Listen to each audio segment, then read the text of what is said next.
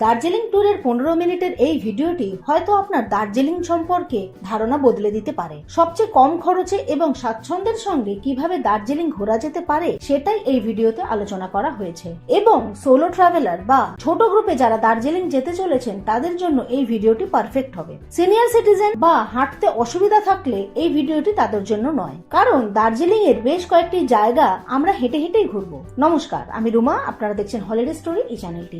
এবারে আমরা দার্জিলিং বেড়াতে গিয়েছিলাম কালিম্পং হয়ে। কলকাতা থেকে বেরিয়ে প্রথমে গিয়েছিলাম কালিম্পং এ, সেখানে আমরা 4 দিন ঘুরে তারপরে কালিম্পং থেকে গাড়ি ধরে এসেছিলাম দার্জিলিং এ। কালিম্পং থেকে দার্জিলিং ভায়া মংপু 63 কিলোমিটার মতো রাস্তা এবং গাড়িতে সময় লাগে 2.5 থেকে 3 ঘন্টা মতো। শেয়ার কারে পার হেডের ভাড়া নিয়েছিল 250 টাকা করে।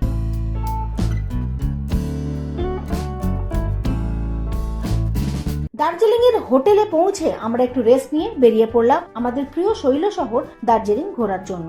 এবারে আমরা দার্জিলিং এ 3 রাত উইনচিমস নামে একটি হোমস্টেতে ছিলাম। দার্জিলিং এর উইনচিমস হোমস্টেতে আমরা এখন লাঞ্চ করতে বসেছি। আমাদের লাঞ্চে আছে ভাত, সয়াবিন আলুর তরকারি, এটা হচ্ছে ডাল, এটা হচ্ছে স্যালাড, এটা হচ্ছে আন্ডা কারি। এটা ননভেজ আইটেম, এটা আমরা আলাদা করে নিয়েছি। আর এইটা হচ্ছে 2 রকম চাটনি আছে, পাঁপড় আছে।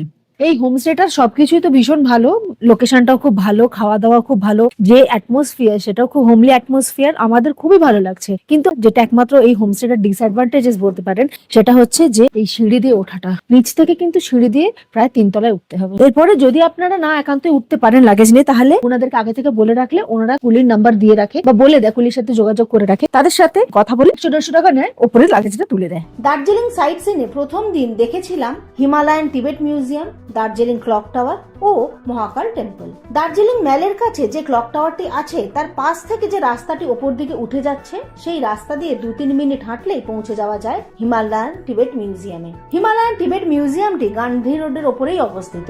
এই মিউজিয়ামে মধ্যে তিব্বতীদের ইতিহাস ও সংস্কৃতিকে খুব ভালোভাবে তুলে ধরা হয়েছে। এখানে একটি কাঁচের বক্সের মধ্যে তিব্বত ও হিমালয়ের একটি খুব সুন্দর 3D স্ট্রাকচার বানানো আছে। এছাড়াও এই মিউজিয়ামের ভেতরে এমন অনেক জিনিস আছে যেগুলি স্বয়ং দালাই লামা নিজে এই মিউজিয়ামে রাখার জন্য দান করেছিলেন। তার মধ্যে একটি বুদ্ধের মূর্তি, সোনালী কালিতে লেখা হীরার সূত্র, প্রার্থনা ঘন্টা ইত্যাদি আছে। হিমালয়ান টিবেট মিউজিয়ামে এন্ট্রি ফি হচ্ছে 50 টাকা, আর 5 থেকে 15 বছর বয়সের জন্য হচ্ছে 25 টাকা করে। আর সকালবেলা 10টার সময় খুলে যায়, উইন্টারে 5টা অব্দি খোলা থাকে আর সামারে 6টা অব্দি খোলা থাকে। দার্জিলিং এ ম্যাক্সিমাম জিনিস কিন্তু বৃহস্পতিবার দিন বন্ধ থাকে। ইনফ্যাক্ট দার্জিলিং যে মার্কেটটা আছে সেটাও বৃহস্পতিবার দিন বন্ধ থাকে, তবে হিমালয়ান টিবেট মিউজিয়ামটা কিন্তু বুধবার দিন বন্ধ থাকে। হিমালয়ান টিবেট মিউজিয়ামটি দেখে আমরা এবারে ক্লক টাওয়ারটি ঘুরে দেখলাম। ইংরেজ আমলে 1850 সাল নাগাদ এই ক্লক টাওয়ারটি তৈরি হয়েছিল। 100 ফুট উঁচু এই পাথরের টাওয়ারটিকে লোকাল মানুষজনের কাছে ঘন্টাঘর নামেও পরিচিত। আপনারা যদি শেয়ার কারের মাধ্যমে টাইগার হিল যেতে চান তাহলে ভোর 3:30 নাগাদ কেভিনটাজের সামনে চলে আসুন। কেভিনটাজটা হচ্ছে ক্লক টাওয়ারের কাছে অবস্থিত। এইখানে এই সময় প্রচুর গাড়ি একত্রিত হয় এবং এখান থেকে শেয়ারে করে আপনারা খুব সহজেই কিন্তু টাইগার হিল পৌঁছে যেতে পারেন। এরপর আমরা চলে গেলাম মহাকাল টেম্পল দেখতে। দার্জিলিং এর মহাকাল টেম্পলটি দার্জিলিং ম্যালের পাশে রাস্তা দিয়ে গেলেই পৌঁছে যাওয়া যায়। দারুণ দারুণ, মহাকাল টেম্পলটা যেখানে লোকেটেড, এরিয়াটা দারুণ, পুরো জায়গাটা পাইন গাছে ভরা, আর এই ওপর থেকে এত অপূর্ব ভিউ পাওয়া যাচ্ছে, জাস্ট অসম। এই মন্দিরটি 1782 খ্রিস্টাব্দে দুর্জয় লিংজিং নামে একজন লামার উদ্যোগে তৈরি হয়েছিল। এখানে মহাদেবের সঙ্গে সঙ্গে মা কালী, হনুমান, গণেশ ও ভগবান বুদ্ধের পুজো করা হয়। এই মন্দিরটিতে হিন্দু ও বৌদ্ধ উভয় ধর্মের মানুষেরাই প্রার্থনা করতে আসেন। মহাকাল টেম্পলটি দেখার পরে আমরা দার্জিলিং ম্যালে ফেরত আসি এবং সেখানে মেয়ে ঘোড়ায় চড়ে। তারপরে জাকির হোসেন রোডের দিকে আমরা একটি পছন্দের দোকান থেকে স্যুপ মোমো খেয়ে টুকটাক কেনাকাটি করে হোটেলে ফিরে এসেছিলাম। এইভাবেই আমাদের প্রথম দিনটি কাটলো।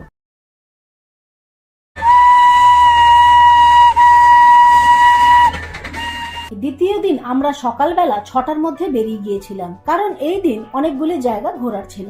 যদি আপনাদের হাতে আরো একটা দিন এক্সট্রা থাকে তাহলে দ্বিতীয় দিনের এই ট্যুরটা 2 দিনে ব্রেক করে নিতে পারেন। তবে যদি সকাল সকাল বেরোনো যায় তাহলে কিন্তু একদিনের মধ্যেই এই জায়গাগুলি ঘুরে ফেলা সম্ভব। সেকেন্ড ডে দার্জিলিং এ যে সমস্ত টুরিস্ট স্পটস গুলি ঘুরেছিলাম সেগুলি হলো Darjeeling Ghum railway station, old Ghum monastery বা Yigacholing monastery, Ghum monastery, Batasia loop, Dali monastery, Darjeeling botanical garden, ropeway, Tenzing rock, HMI, happy valley tea estate, saint Andrews church আর Darjeeling observatory hill view point.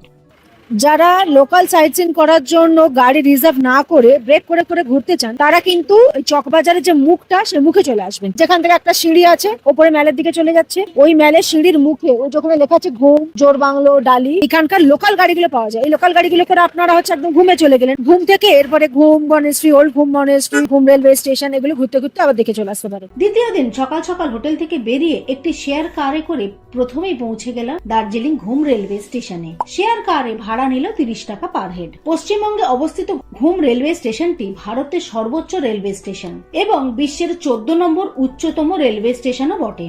আর দার্জিলিং হিমালয়ান রেলওয়ে টয় ট্রেনও UNESCO world হেরিটেজের সম্মান পেয়েছে। আমরা এখানে পৌঁছে একটু ঘোরাঘুরি করলাম, বেশ কিছু দোকান আছে, সেখান থেকে খাবার দাবারও খেলাম। ঘুম রেলওয়ে স্টেশনে টয় ট্রেনে করেও আসা যায়। কিভাবে, কোথা থেকে আসবেন জানার জন্য এই ভিডিওটি দেখুন।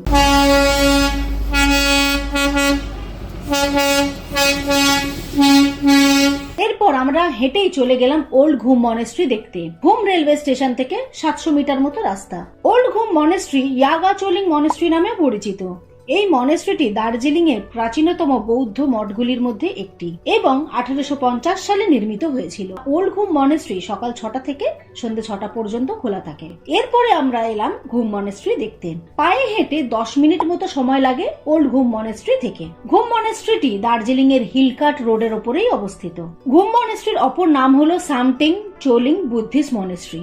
এই মনেস্ট্রিটি 1875 সালে নির্মিত হয়েছিল এবং এখানে বৌদ্ধ ধর্মের বিভিন্ন বইয়ের খুব ভালো সংরক্ষণ করা হয়েছে। ঘুম মনেস্ট্রিটি সকাল 6টা থেকে সন্ধ্যে 6টা পর্যন্ত খোলা থাকে। এই মনেস্ট্রির সামনে বেশ কিছু উইন্টার গার্মেন্টস এর দোকানও বসে। ঘুম মনেস্ট্রি দেখার পরে ওখান থেকে শেয়ার কারে করে চলে গেলাম বাতাসিয়া লুপে। শেয়ার গাড়িতে ভাড়া নিল 20 টাকা করে পার হেড। বাতাসিয়া লুপ থেকে একদিকে দার্জিলিং এর পাহাড়ি দৃশ্য এবং অন্যদিকে কাঞ্চনজঙ্ঘার অপূর্ব দৃশ্য দেখতে পাওয়া যায়। আর আছে বাতাসিয়া ওয়ার মেমোরিয়াল। এই মেমোরিয়ালটি 1995 সালে তৈরি করা হয়েছিল গোর্খা সৈন্যদের শ্রদ্ধাঞ্জলি দেওয়ার জন্য। যারা টয় ট্রেনে উঠবেন তাদের আর আলাদা করে বাতাসিয়া লুপ আসতে হবে না, কারণ এখানে এসে টয় ট্রেনটি বেশ কিছুক্ষণ দাঁড়ায়, সেই সময় ঘুরে নিতে পারবেন বাতাসিয়া লুপের পুরো জায়গাটি। বাতাসিয়া লুপের ওপেনিং টাইমিং হলো প্রত্যেক দিন সকালবেলা 6টা থেকে বিকেল 5টা পর্যন্ত। আর বাতাসিয়া লুপের এন্ট্রি ফি হলো 20 টাকা পার পার্সন। এখান থেকে বেরিয়ে আরেকটি শেয়ার কার ধরলাম এবং 5 মিনিটের মধ্যেই পৌঁছে গেলাম ডালি মনেস্ট্রি। গাড়িতে ভাড়া নিল 20 টাকা করে। ডালি মনেস্ট্রি 1971 সালে তৈরি হয়েছিল এবং ডালি মনেস্ট্রিটি তিব্বতের বৃহত্তম মঠগুলির মধ্যে একটি। দার্জিলিং এর ডালি মনেস্ট্রি সকাল 7টা থেকে বিকেল 5টা পর্যন্ত খোলা থাকে। খুবই সুন্দর এই মঠটি, অবশ্যই ভিজিট করবেন। এখানে খুব সুন্দর একটি ক্যাফেও আছে।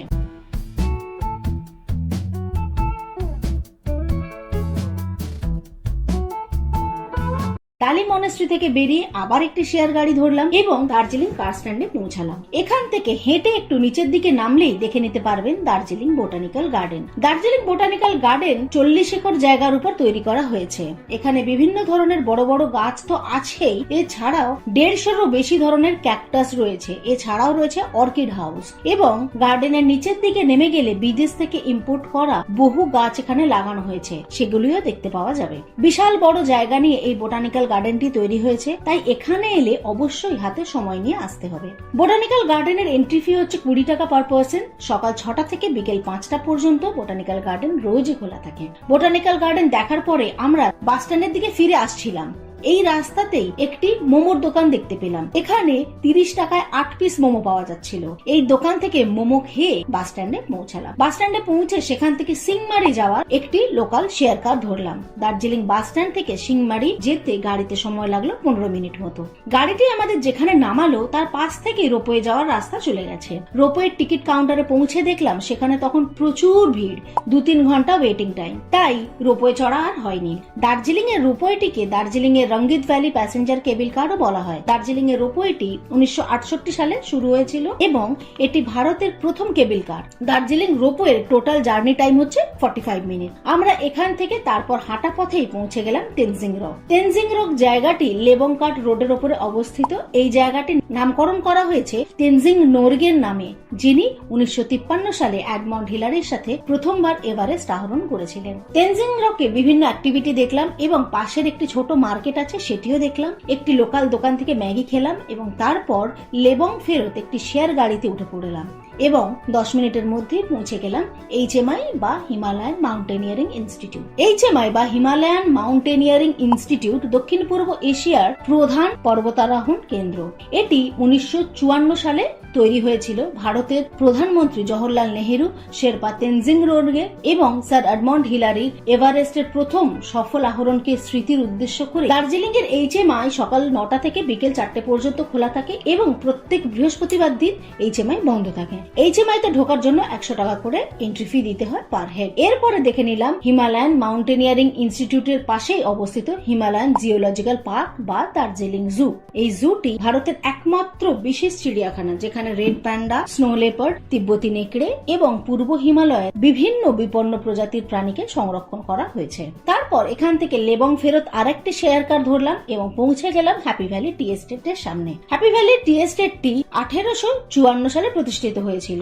এই টি এস্টেটটি দার্জিলিং এর বৃহত্তম এবং প্রাচীনতম চা বাগান। আমরা পাহাড়ি রাস্তার ঢাল দিয়ে বেশ কিছুটা নিচের দিকে নেমে গেলাম এবং সেখানে চা বাগানের সাথে কিছু ছবি তুলে তারপরে ফিরে এলাম আবার মেন রাস্তার কাছে। এখান থেকে আবার একটি শেয়ার গাড়ি করে পৌঁছে গেলাম দার্জিলিং বাস স্ট্যান্ড। তারপর ওখানে লোকাল একটি দোকান থেকে ক্রিম ডোনাট আর চা খেয়ে নিলাম এবং আস্তে আস্তে দার্জিলিং ম্যালের দিকে উঠতে শুরু করলাম। দার্জিলিং ম্যালে পৌঁছে আমরা সেন্ট অ্যান্ড্রুজ চার্চ আর দার্জিলিং অবজারভেটরি হিল ভিউ পয়েন্টটাও দেখে নিলাম। দার্জিলিং ম্যালের পাশ থেকে যে রাস্তাটি চলে গেছে সেখান থেকে 500 মিটার মতো হাঁটলেই এই দুটি জায়গা দেখে নিতে পারবেন। প্রথমেই দেখলাম saint Andrews church. Saint Andrews চার্চটি 1843 সালে তৈরি হয়েছিল। এই চার্চটি শুধুমাত্র রবিবার দিন সকালবেলায় খোলা থাকে।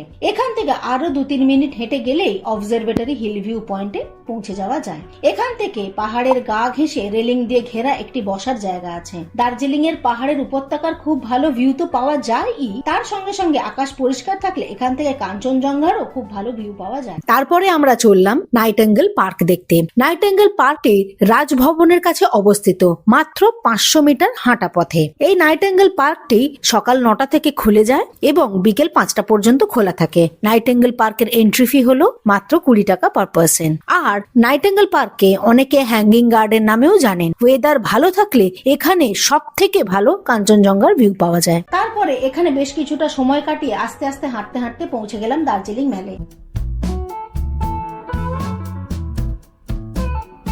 ম্যালের উপরে অনেক দোকান আছে, সেই দোকানগুলো একটু ঘুরে ঘুরে দেখলাম এবং তারপর জাকির হোসেন রোডের একটি দোকান থেকে বাড়ির জন্য বাটার কুকিজ কিনলাম এবং তারপরে আমরা আমাদের হোটেলে।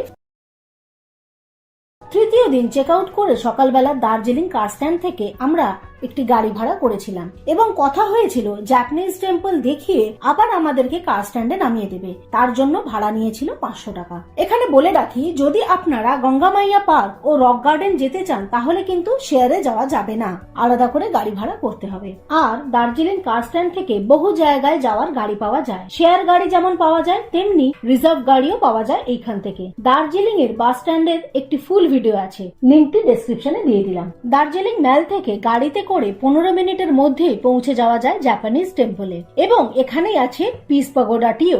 জাপানিজ টেম্পলটি 1972 সালে ও পিস পাগোডাটি 1992 সালে ইনগরেট করা হয়। প্রথমে জাপানি টেম্পলটি দেখে নিতে হবে, তার পাশেই আছে পিস পাগোডাটি। পাহাড়ের কোলে অবস্থিত এই দুটি জায়গায় খুব সুন্দর দেখতে। টেম্পলের কাছে গাড়ি পার্ক করার ব্যবস্থা আছে, সেখানে গাড়ি রেখে তারপর হেঁটে ওপর দিকে উঠে যেতে হয় মন্দির দেখার জন্য। জাপানিজ টেম্পলটি সকাল 7টা থেকে বিকেল 5টা পর্যন্ত খোলা থাকে এবং ঢুকতে কোনো এন্ট্রি ফি লাগে না।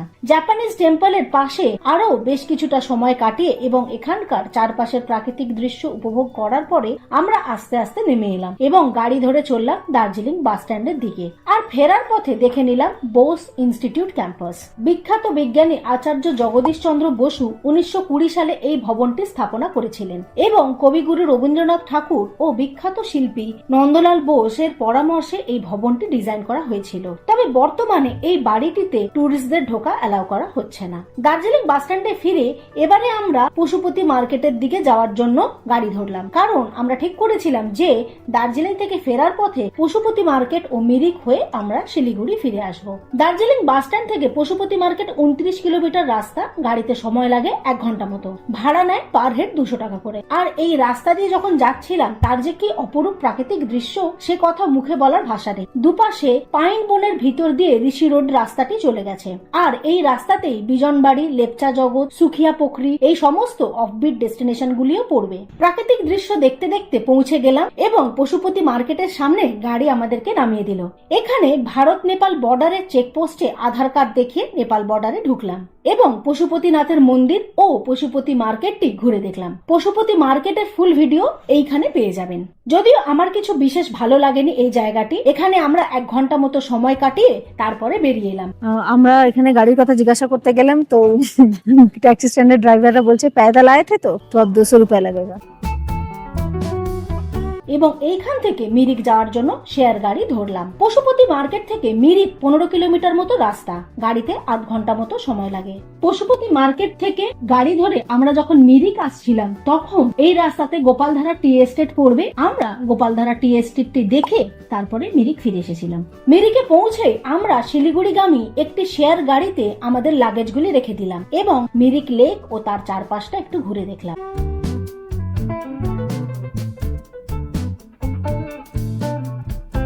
তারপরে এখানেও ঘন্টাখানেক মতো সময় কাটিয়ে মিরিক থেকে শিলিগুড়িগামী গাড়িতে উঠে পড়লাম। মিরিক থেকে শিলিগুড়ি 45 কিলোমিটার মতো রাস্তা, সময় লাগে 1.5 ঘন্টা মতো। তারপরে আমরা সন্ধে নাগাদ শিলিগুড়ি পৌঁছাই এবং 7:50 13-150 কাঞ্চনকন্যা এক্সপ্রেস ধরে শিয়ালদা ফিরে আসি। এখানেই আমাদের 3 রাত 4 দিনের দার্জিলিং ট্যুর শেষ হলো। ভিডিওটি ভালো লাগলে লাইক ও চ্যানেলটি সাবস্ক্রাইব করুন এবং আপনার মতামত ডেফিনেটলি কমেন্ট করে জানাতে পারেন। থ্যাঙ্কস ফর ওয়াচিং, ভালো থাকবেন।